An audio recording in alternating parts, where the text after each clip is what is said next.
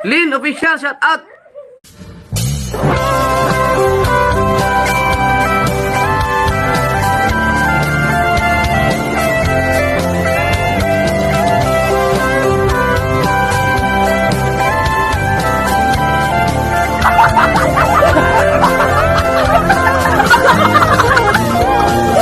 May mga Pinoy na nangangamba.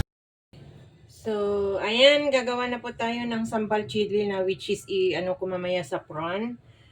Sisters, kailangan panoorin mo to one by one. Ano ko na i-demonstrate ko sa iyo ng one by one. Baka hindi mo nakuha yung makamandayo mo ng kalungkatin yung ano ko noon. Ganito na chili na persis. Yan. Depende kung gaano karami yung ano yung gagawin mo. Ako ano lang kasi maliit naman yung processor ko na pag-mix. So eto, at saka meron pa ako sa rep dati na nagawa na sambal chili. So ito yan, hinugasan ko, lagay ko muna diyan. And then ito naman yung dry na isinok ko ng hot water kaninang umaga paggising ko. So ngayon malambot na. Kailangan ibabad mo ng ilang oras para lumambot, para mag-grind ba yung dried chili. So ayan. At saka wala ako yung maliliit na red onion, yung pang sigang-sigang ko yung nandito. So tatlo hati-hatiin ko na lang yan kasi hindi naman gaano karami yung gagawin ko. Kung maliliit sana yung sibuyas ay mga 10 or more than 10 yung ilagay mo. So ayan. At saka yung bawang. Ganyan. Babalatan mo to. Ipapakita ko sa iyo para walang problema. Baka hindi mo mag-gets yung ano. So, saan na ba yung scissors ko? Nayan ako na ba? Saan na yung scissors ko? Ay, natakpan doon. Ay, andito pala mulagat. ayan, tanggalin ko lang yung ano yung. So, yan. Diyan ko ilalagay yung matigas-tigas na buntot niya.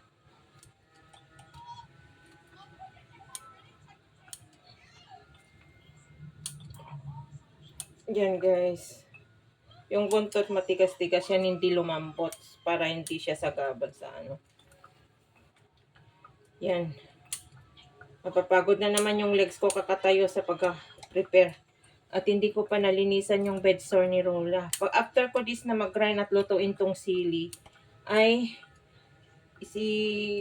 ano ko, napuntahan na palitan si Lola ng diaper at saka yung bedsore niya. Hindi ko alam kung malinisan kong bedsore niya kasi tanghali na rin. Hindi ko pa na ano. Tapos, ang bruha kong amo, dinala niya dito yung mga damit na hindi na plancha na ginamit niya sa Australia.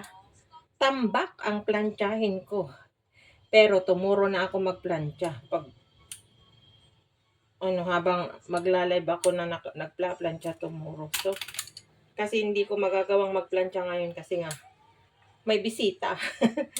Mag-prepare ako ng ano, ganyan. So, ayan, tatanggalin ko yung buto niya yan guys kasi nga ano, masyado nang maanghang kasi maanghang ito na chili. So, kailangan tanggalin mo yan kasi yung isa yung dried is hindi na natanggal yung ano, yun na maanghang kasi masyado nang maanghang pag ganun. Ayan. Kaya need natin to ng brown sugar para makuha mo yung texture ba, ay yung ano niya na hindi masyado maanghang at hindi mapakla. Kasi pag hindi mo lagyan ng brown sugar, hindi masarap guys. Anghang na engot. Hindi masarap basta. Hindi ko alam ba kung saan ko kinukuha yung talent ko na magluto ng mga ganito. Tapos, dati bumibili si ma'am ng nabote na sambal chili. Pero nung nag-try ako na gumawa nung pandemic ba na ano, pinapagawa niya ako ng yung sarili kong sauce ba pag gumawa ng ano, mga noodles na yung may asam-asam, tapos yung laksa, gusto niya hindi yung napakit na binibili sa supermarket na laksa sauce. Gusto niya sarili ko. Nag-search lang ako sa YouTube guys kung paano gumawa ng laksa chili sauce at yun. Nung trinay ko, at nagsaksis, gustong-gusto niya. So, yan. Pero mahirap lang ang preparation ng paggawa ng laksa talaga, guys. Ang dami mong i-prepare. Hindi lang ito yung ano ng panglaksa, meron din yung turmeric. Lalagyan mo ng turmeric, galangan, lemongrass. So, nung alam niya na medyo mabusisi, mahirap i-prepare, lalo na kung kami lang dalawa naman ang kakain, is, sabi niya is, tired daw, kaya, di na yan nagre-request.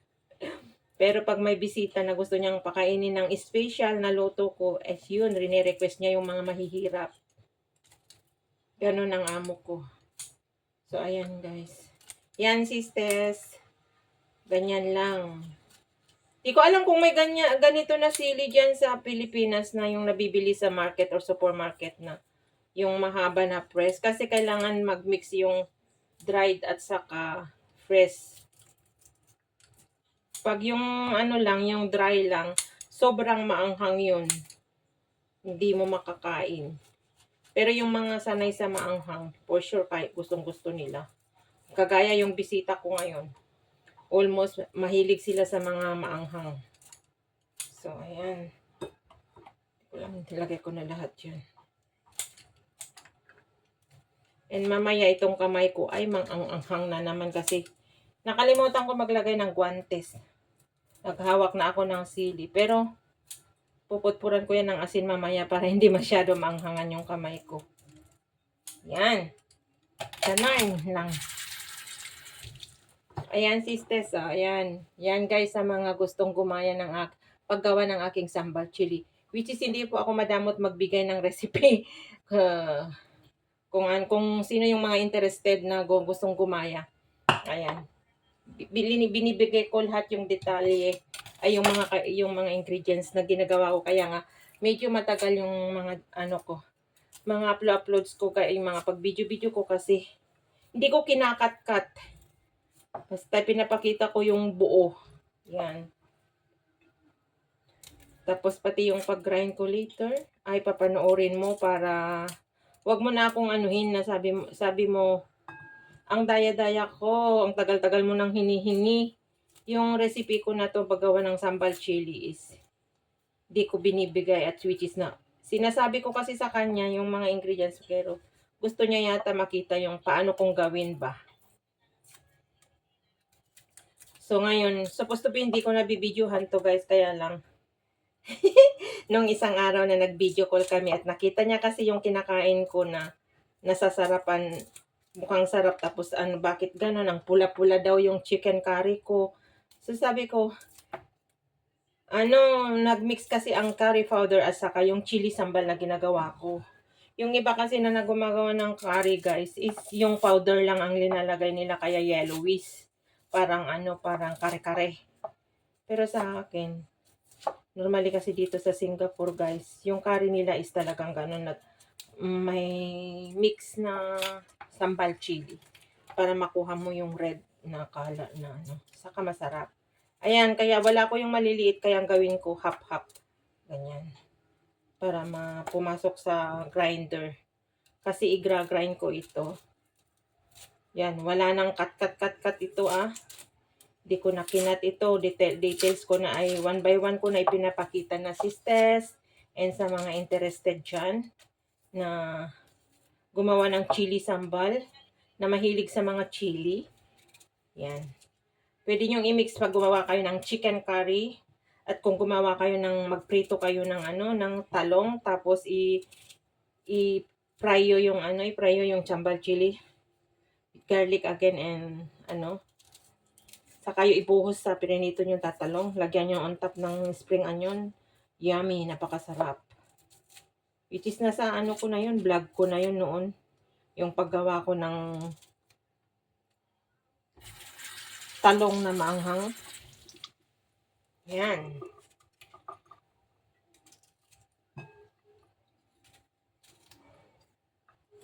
Ganyan guys. So, ayan ang preparation.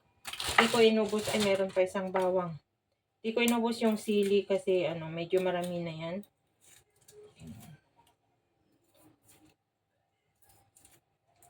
Yan. So, meron pang natira na 4 na piraso.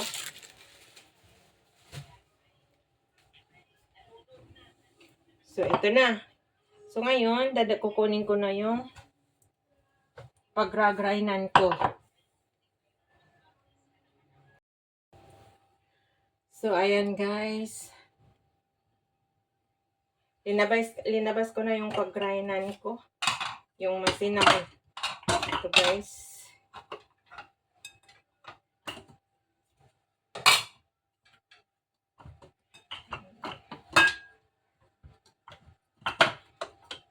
Ayan, tapos ilalagay ko na yung, slowly lang na ilagay mo yung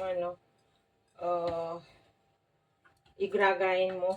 Kasi maliit lang naman itong grinder ko, kaya, kung meron kayong malaking grinder, isahan. Kaya lang sa akin kasi is, maliit lang, kaya slowly lang. And, para kung gusto mong madaling madurog, ay, akin hindi ko linalagyan ng tubig. Cooking oil yung linalagay ko para madumulas. Yan guys. So, ngayon, i-cover na natin.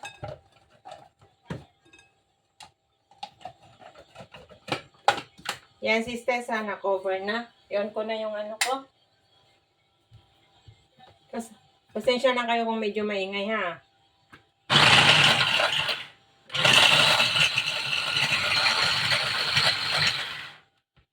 Yun yung ni-prepare ko.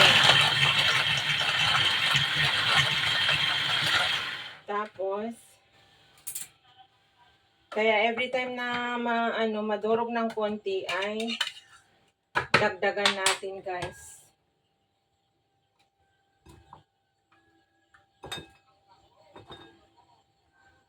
Hanggang matapos yung i-prepare natin na ganyan. Ganyan lang ang proseso.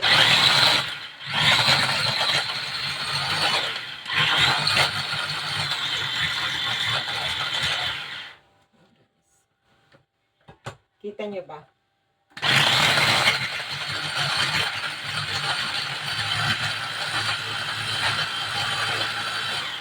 Ayan. Lagay na naman natin. Ayan, last na, naubos na. Bigay ko na lahat. Wala na.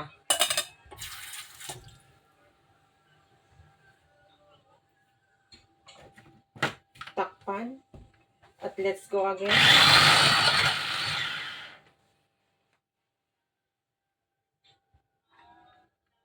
Wait lang guys, kasi baka kasi natakot ako kasi noon na nag-ground ako.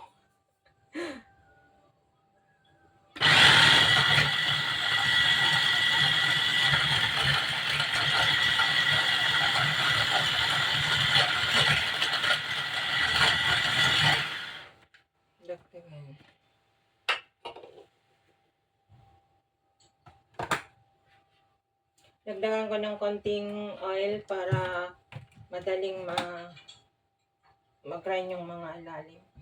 Ganyan guys. Kasi kailangan pag nagluto tayo ng ma-oily din para hindi madaling masira. Saka hindi ma-dry. Ganun lang.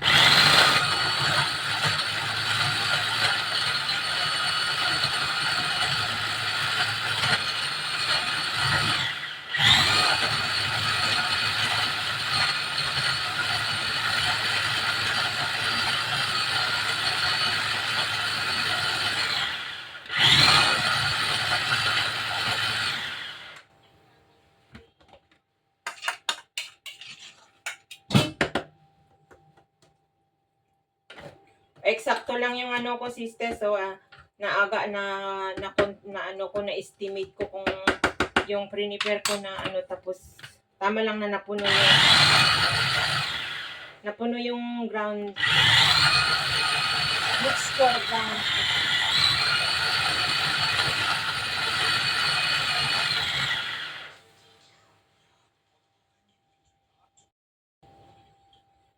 So ito na kasi tapos na yan siguro.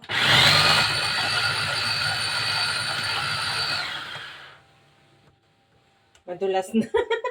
Hindi ko na ma-open. Ayan, madulas. Tapos na. Yan, ganyan lang. So, ngayon, tanggalin ko yung paya. Tapos, tanggalin na natin sa ating pinag-grindan. At ano na natin dito. Yan, ibuhos na natin. Yan. At iloloto ko naman ang second step niya. Pakita ko rin yung pagluluto ko, sis. Para alam mo yung paglalagay ko ng mga iladagdag ko. Para maging masarap na chili sambal mo na. Pag naluto mo na makuha mo yung tamang lasa niya na masarap-sarap na. Pwede mo rin kahit hindi mo ihalo sa mga kung gusto mong magsawsaw kumain na prito ng isda, kung ano man lang. Pwede mong ikain kasi ganun ang ginagawa. Parang yung nasiloma ba ng mga Malay food. Ayan. Musit. Musit hindi natapon. Nadulas, pastragis. Meron akong palpak doon. Buti hindi natapon. Ayan o. Napaano lang, nadulas lang. Ayan. Ang kinalabasan niya. So ngayon, niluluto ko naman. So, the second step. Yan. Second step, watch sisters. So, ayan guys. Ito na, lulutuin na natin yung ginanain ko na chili. Ayan. And sisters, ito na yung second step ng paggawa ko ng galing ako ng market na gagaya ko. So, naka-sewed t-shirt po ako. Ayan. Shout out sa nagbigay sa akin, sa nag-sponsor. Shout out sa'yo dyan, my friend. Yan, lalagyan ko na ng oil. Kailangan medyo marami kasi. Yan. Hindi mauubos yung sili. Mas maganda na may mapa ng sili ng konti doon sa pagtatupper at itago. So, ayan. Hindi na natin antayin na umano kasi tumalamsik. Ilagay ko na kasi mamaya tatasalsik yan. Yan yung grinain ko na.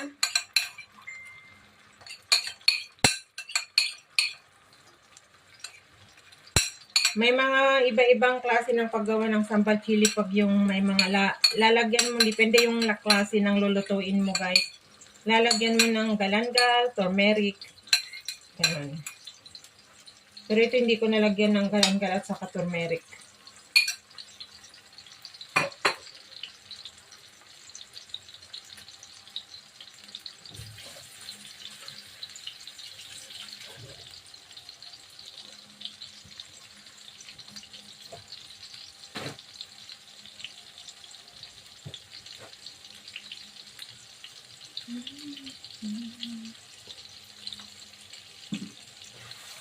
Yan, inaalam natin.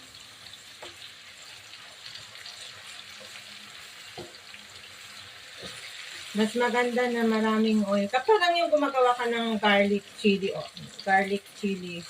oil.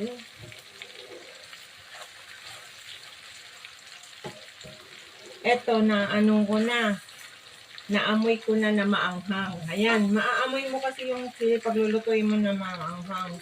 Kasi nga yung dried chili guys, ay hindi ko tinanggal yung buto niya or seeds niya kasi maanghang din yun.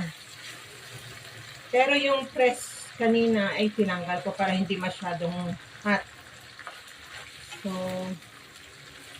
ngayon, ang idadagdag ko dito sisters, pero tikman mo rin para hindi rin over sweet mamaya. Ay pag ito ang gumawa. Ganyan. Kukuha ko ng brown sugar.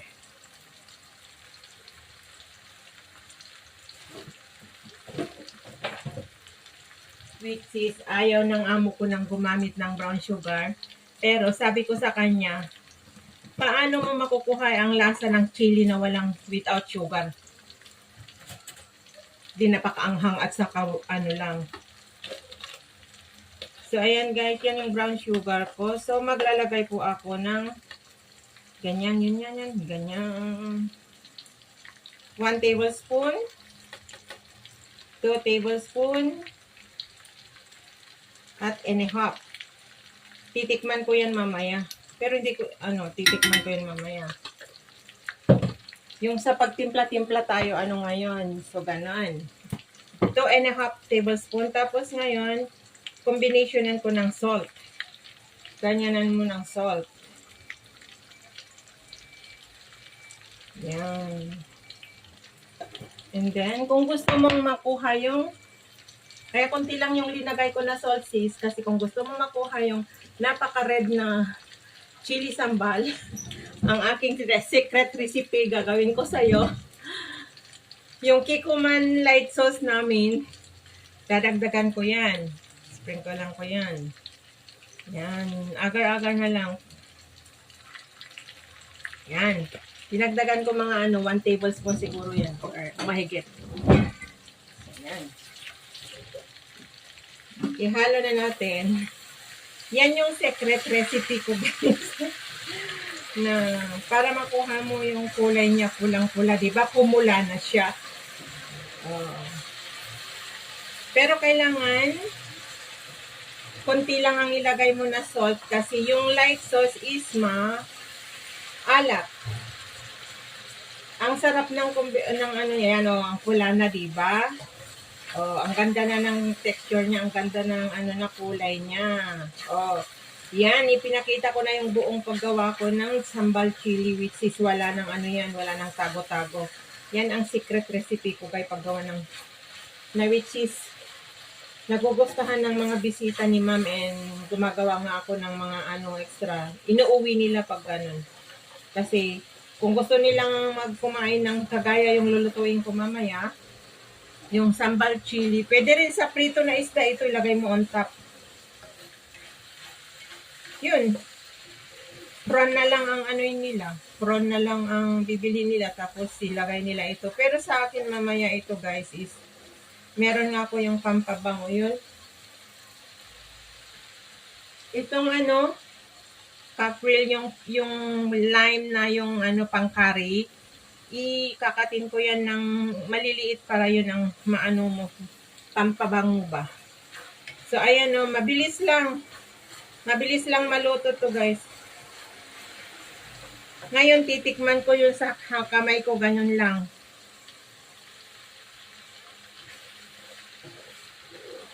Which is matamis na pero ang anghang.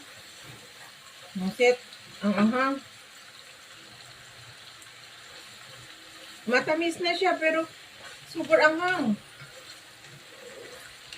Pero kayang-kaya nila yan. Dadagdagan ko ng konting asukal. So bali 3 tablespoons sisters. Ayan.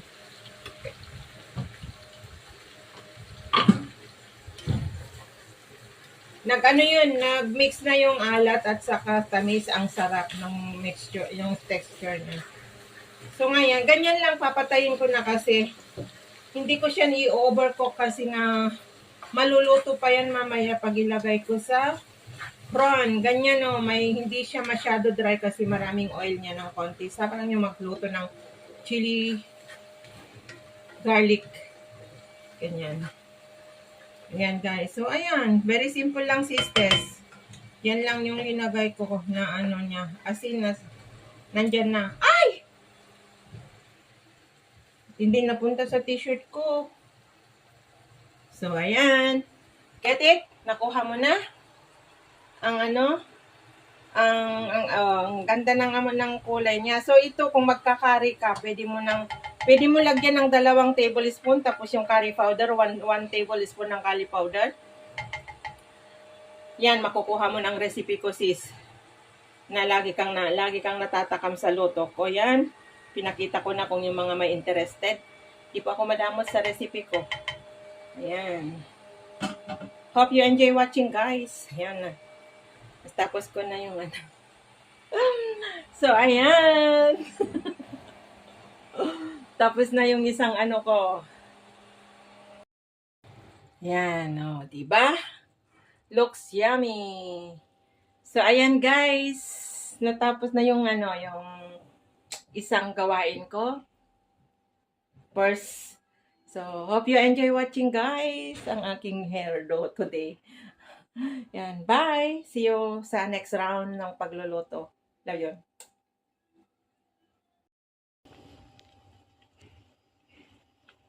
Mm.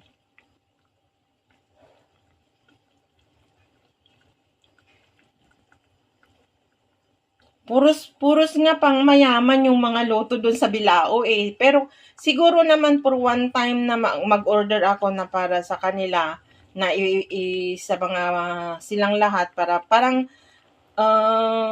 pakonsuelo di bubo ko ba sa kanila lahat na ano. Yun yung ano ko ngayon na i-treat ko sana sila. Kaya lang yung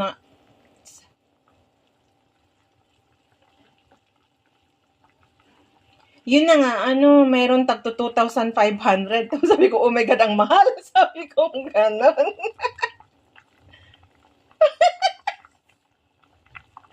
Kaya nga sinasabi ko kay Kim na pumunta sa restaurant at kasi gustong-gusto naman makamit ng tito niya. Eh sabi, hindi ko alam kung ano nangyari yung bata na yan. Simulat sa pool na mahiyain talaga yan sa mga hindi niyang ano.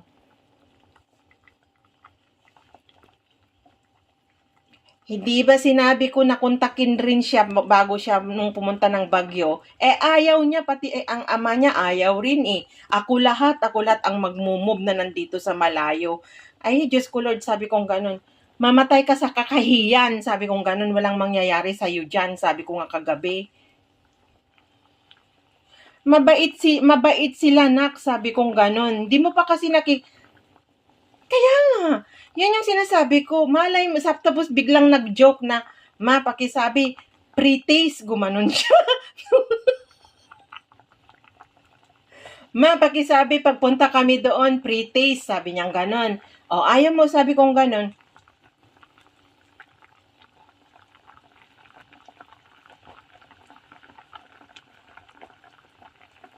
Ay, hindi ko alam. Hindi ko alam yung anak ko. Hindi naman ako ganun mahiyain, pero bakit siya?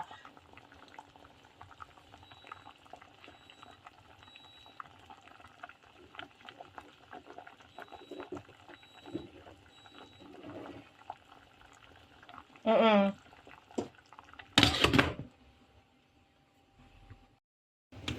Ayan guys, pasensya na. May kausap ako yung ano kapitbahay ko na Tagalawag kasi inaayos ko yung pagkain ng anak ko sa Baguio ba na makatikim man ng masarap-sarap na pagkain eh.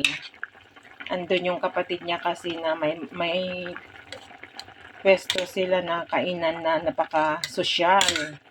Talagang galante ng mga pagkain. So, yan po yun. Ito po yung sinigang ko na ulo lang na isa ng ulo ng bangus na napakalaki ngayong binili ko nung Saturday. So, ayan, nilagyan ko siya ng radish, sitaw at saka chili. Yan lang kasi ang gusto ko, hindi ko linalagyan ng talong at saka okra. Hindi ako naglalagay ng sinigang sa sinigang sa yung okra at saka talong. Ganito lang talaga. At meron akong ano, talbos ng kamote na ilalagay. Lutuin ko muna saglit yung ano yung bangus na ano baka hindi masyado maluto. Although binaliktad ko na rin. So, ayan guys, napakasarap yung sabaw niya. Kaya lang ano, kulang pa sa asin. Very simple yung meal ko ngayon. Yung pagbaliktad ko natanggal yung puti dyan. Oh. Yan, ang bango-bango. Pasensya na sa kaingayan ko na nag-ano kanina. Nagluto. Sinigang na bangus. Konti lang yung sabaw ko kasi kukunti lang naman yung linuto ko. Kasi yung ano niyan, the rest po na hiniwa ko, makikita nyo rin sa vlog ko, ay ini-slice ko para pang prito. At meron pa akong nakababad dyan na isang piraso na malaki na bangus din. At hayaan ko lang dyan na lumasa ng lumasa sa rep.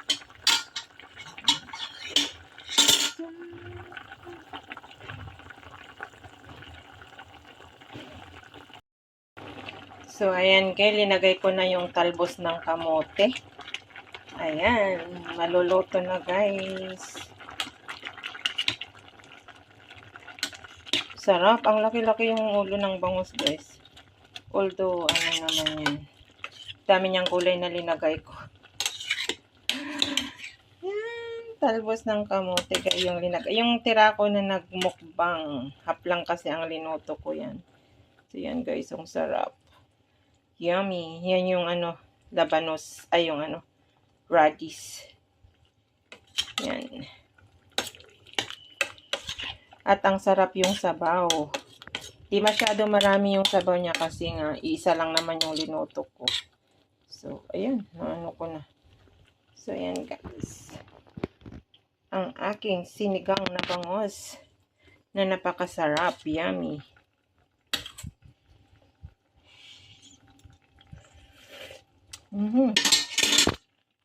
Ang sarap ng sabaw.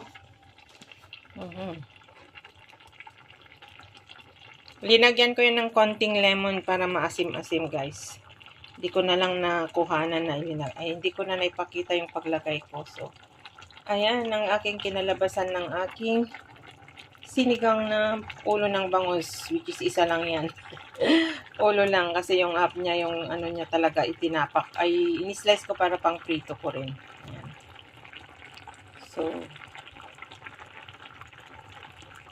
yan, yummy. Meron naman akong ulam for today. Thanks for watching guys. I love you all. Bye. So, ayan guys, ang aking very simple lunch for today. Sinigang na ulo ng bangus and talbos ng kamote, sitaw, green chili, at saka yung radish. Oh, yeah, white radish. Yan. With tomato and little bit of lemon juice para masim-asim guys. Ayan, hindi po ako naglalagay ng tamarind na pangsigaw, kundi pangsigang yung lemon lang ang linalagay ko guys para mas masarap. So, ayan guys, let's eat! Magugutom na naman kayo dyan, sisters. Bye!